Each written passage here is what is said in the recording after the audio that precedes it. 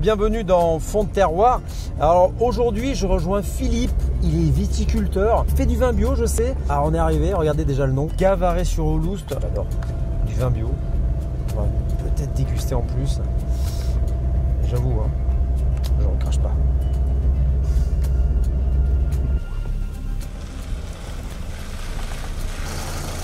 Philippe, bonjour Michael. ça va? J'ai mis les bottes. Je viens voir un viticulteur. Effectivement, mais j'ai un premier métier. En priorité, je suis commercial. Ça en quoi? Moi, je vends des portes pour une entreprise gersoise. Bon, me ferme pas la porte alors aujourd'hui. Michael, la porte est ouverte. Ah, mais c'est sympa. Allez, je te suis.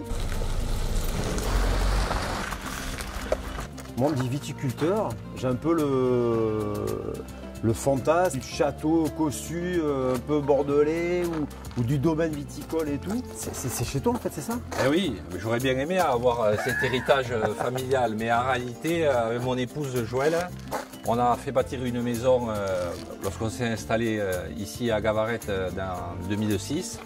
Et c'est après qu'on a entrepris de replanter de la vigne et d'avoir ce projet viticole.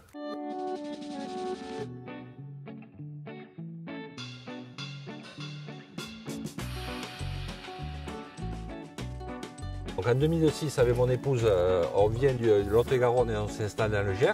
J'essaie de trouver la possibilité de refaire de la vigne et j'ai un voisin qui me loue une parcelle de vigne pour devenir vigneron.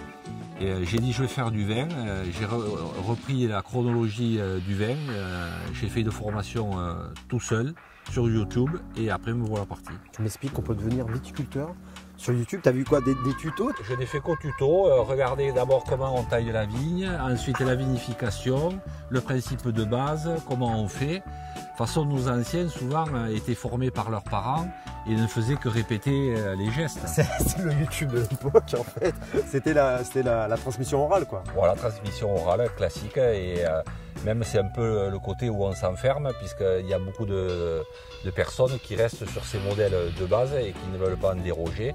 Alors que bon, moi ce que j'essaie de faire, c'est regarder le modèle de base et après les évolutions possibles. Moi je suis stupéfait. Tu es commercial, alors ta femme aussi t'aide aussi, c'est ça? Oui, c'est le travail de famille, même si le gros du travail à la vigne, c'est moi qui le réalise, ma femme et les enfants m'aident le plus qu'ils peuvent. Et en fait, les journées finissent, vous venez là et vous attaquez voilà. Faites le vin quoi. C'est les week-ends, on travaille beaucoup le week-end, les samedis et dimanches sur toute l'activité viticole. Et un peu, quand les journées sont un peu plus longues, on peut s'y mettre aussi le soir après 6 heures. Tu te reposes quand? Et je dis souvent à ma femme, quand on sera mort, on aura le temps de se reposer.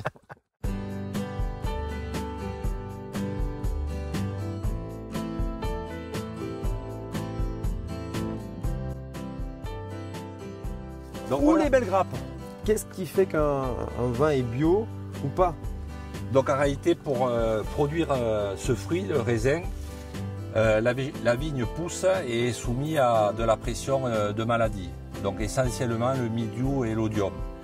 Donc pour lutter contre ça, en agriculture biologique, on va utiliser uniquement des produits de contact. C'est-à-dire c'est que le produit va venir sur la feuille ou sur la grappe de raisin. C'est voilà. Ça qu'on voit encore les traces de ça, du produit donc. Voilà, donc là on voit là, des traces de cuivre légèrement sur les feuilles. Bien sûr, ces feuilles qui sont les premières feuilles ont durci et sont devenues plus épaisses, donc sont moins sensibles. Là, on voit que sur les jeunes feuilles, on a eu du mildiou qui a été mis et le cuivre est venu le sécher. Donc là, on a limité l'attaque du champignon sur le végétal. En fait, tu veux dire que tu utilises des produits naturels? En agriculture conventionnelle, on utilise un produit qui, lorsqu'il est au contact de la plante, va rentrer à l'intérieur et aller dans la sève. On appelle ça un produit systémique. Alors qu'en agriculture biologique, on est sur des produits de contact. Le produit reste sur la feuille ou sur la grappe et s'il pleut, il est lessivé et il tombe par terre. Donc il faut recommencer à en remettre. Il y a plein d'herbes qui dépassent. Alors là, c'est une deuxième phase dans l'exploitation sur le domaine, c'est qu'on essaie de travailler sur sol vivant.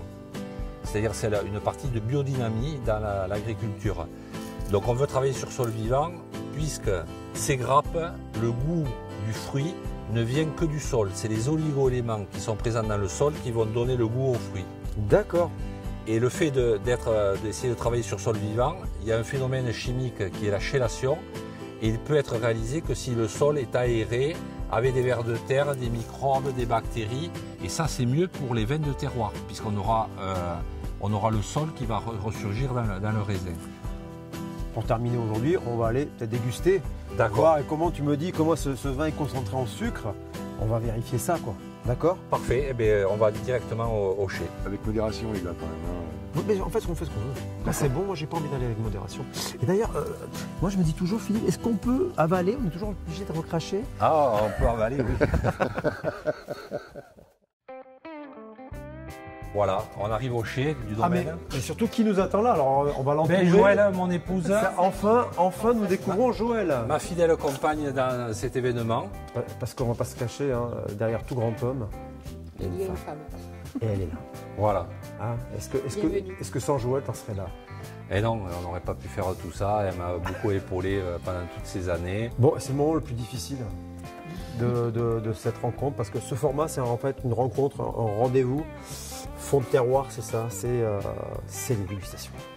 Et d'ailleurs, on a parlé du terroir, mais en fait, c'est quoi pour vous deux le terroir? C'est ça pour toi? C'est les vignes, c'est le résultat, c'est l'investissement Donc le terroir, ça sous-entend le goût du sol. Donc un vin de terroir, c'est un vin où la plante, son système racinaire sera très développé et il va aller chercher dans le sol le goût qu'elle a besoin. Donc c'est ça en réalité le terroir. C'est tout le sous-sol et par l'agriculture que l'on fait de transmettre du sol à la plante. Moi je dirais, je retiens ton histoire de terroir, parce que je crois que Philippe, on va dire, avait à cœur de revenir sur des terres de famille, donc avec une histoire attachée effectivement à l'histoire de sa famille ici et de vouloir recréer, on va dire, voilà, ce domaine viticole.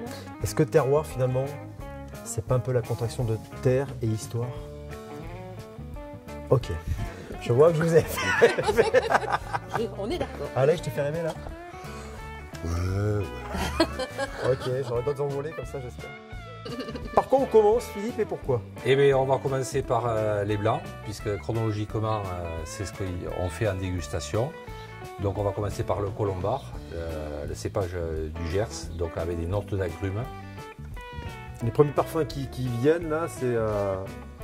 Mais c'est ce côté agrume C'est ça, du hein, colombard. complètement. C'est très agréable, celui-là. Allez, donc ça c'est le... Marsanne Roussanne. Au nez, ça n'a rien à voir. Ça n'a rien à voir. C'est le contre-pied du premier. Tu sens? Ah ouais. Tu vois? Toi, avec ton nez, de toute façon, tu peux rester derrière la caméra.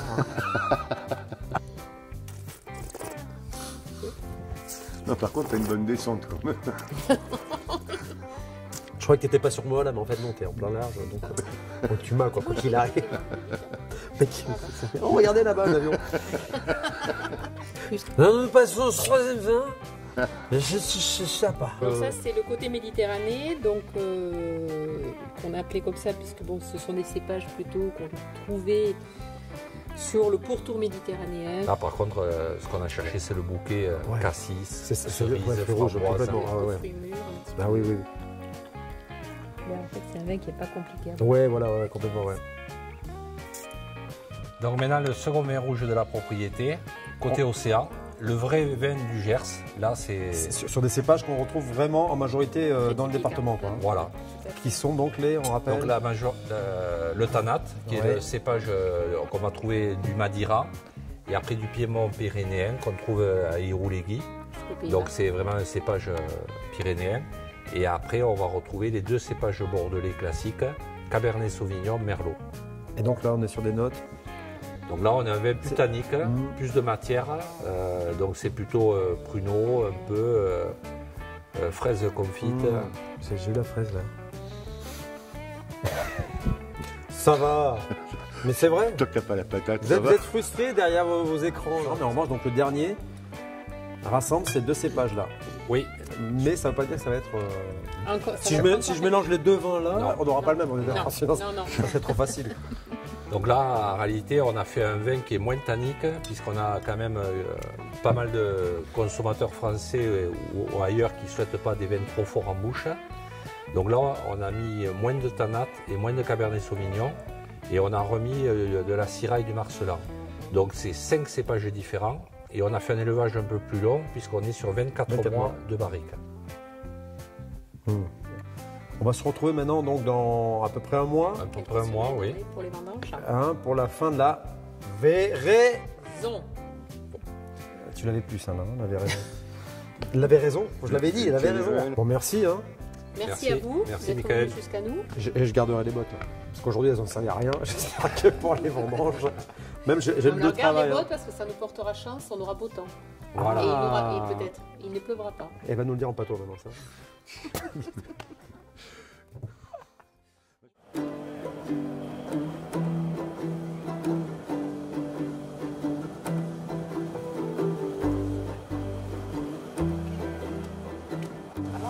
Ça va, Michael. Et toi? Bonjour. Il y a des gaillards. Hein. Ouais. On est en cours de vendange là. Ah super, je disais ça sent le sucre là. Ah oui, ça colle dans les doigts. Ouais c'est ça, rien que ça là j'ai goûté, c'est sucré. Ouais. Je te laisse terminer ça puis on discute quand ça sera un peu plus calme. Voilà, à de suite. À tout de suite.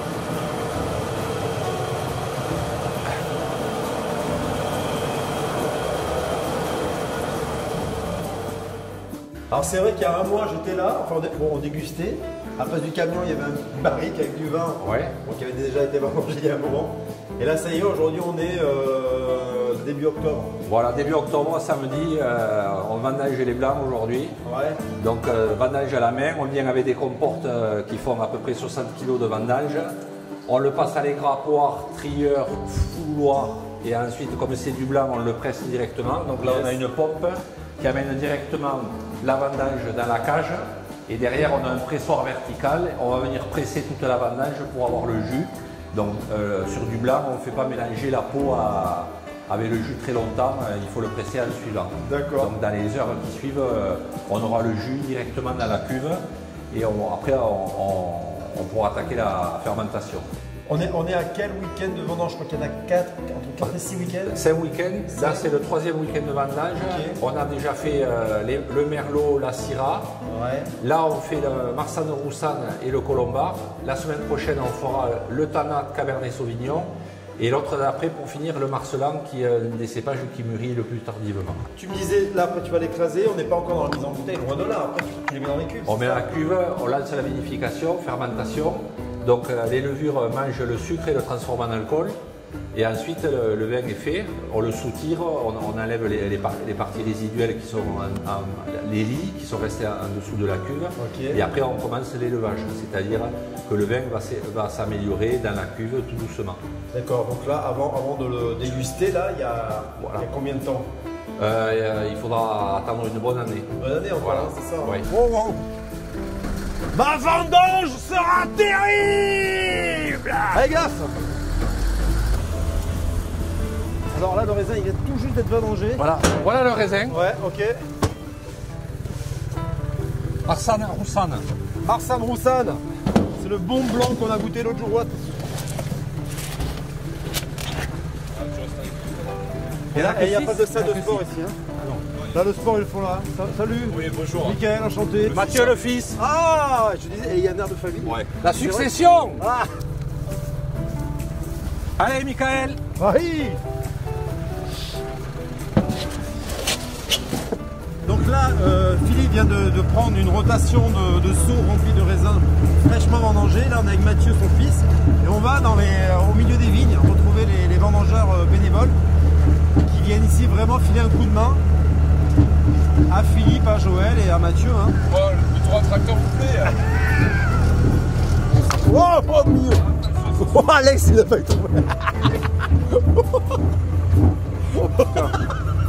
Et la boîte marin, là c'est comme au milieu d'une tempête. Hein Alex, derrière. Ah, ça commence à se courir, on va prendre un rien. Ah, putain, sa mère. Par Neptune. Ah non, là c'est par Bacchus. Par Bacchus, ça se coupe. Ils nous saluent tous. Attention, on descend.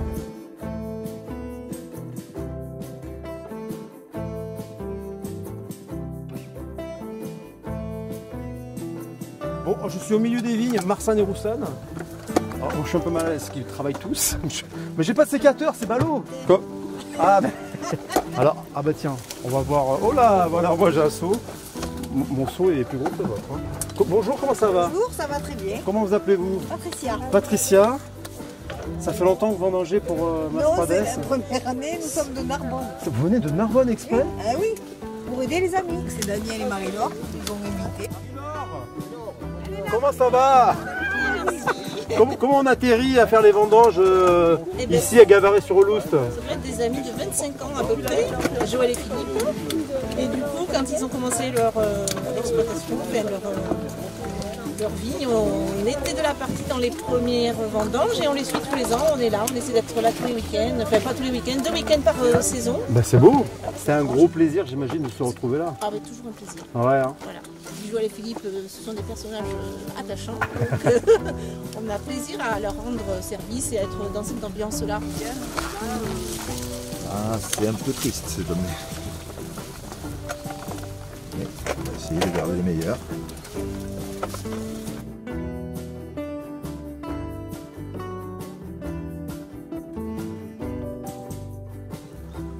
Ouais, Michael, c'est Philippe. On descend, on arrive. T'avais marché là, ça m'a tué à côté. Il est avec moi, il est en face de moi, ouais. Ouais, dis-moi, je t'entends. T'en es où là? Je pense que t'as pas besoin de remonter les comportes. Ils sont en train de finir et on va pouvoir tout remplir d'un pétard. T'as que 4 comportes, c'est tout, c'est fini. Mais moi je t'en ai descendu 4, j'en ai 4 autres dans le tracteur et après avec ce qui reste dans tous les cas on aura suffisamment pour tout remplir. On n'est pas obligé Ok, de... mais ramène-moi les 4. Ouais, pas de souci, je te fais ça. Ah, je suis, ouais. Ça bouge un peu, hein, excusez-nous.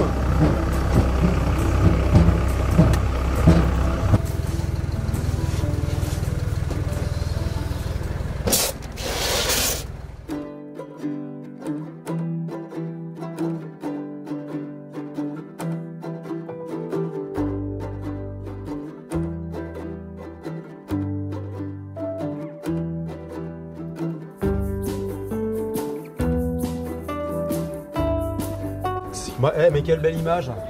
Voilà. Le fils, la maman, le papa, il manque la sœur. Il manque la sœur, il manque la fille. Voilà, Qui est la à parisienne. La parisienne, puis alors, les enfants, il y en a 3. Ah, il y en a un autre. C'est celui-là. Notre enfant aussi. Ce que je dis souvent à ma femme, on a un garçon et une fille, mais on a une deuxième fille et un deuxième garçon. La fille, c'est la vigne et le garçon, c'est le vin. Quelle conclusion incroyable. Ça, c'est super. On en a fait 4. Ah ouais. C'est ça. C'est joli, c'est très joliment dit. C'est ça.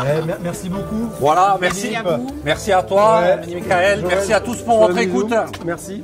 Merci Ouais, beaucoup de votre merci à accueil. Et vous êtes une super famille et des super passionnés. Ça fait plaisir, des vignerons. Avec vous, le terroir, mais je pense qu'il n'y a pas de plus belle définition, quoi, et encore longue vie. C'est gentil. Merci. Merci d'être venu. Merci Alexandre. Merci Avec plaisir, avec Merci, plaisir. Alex.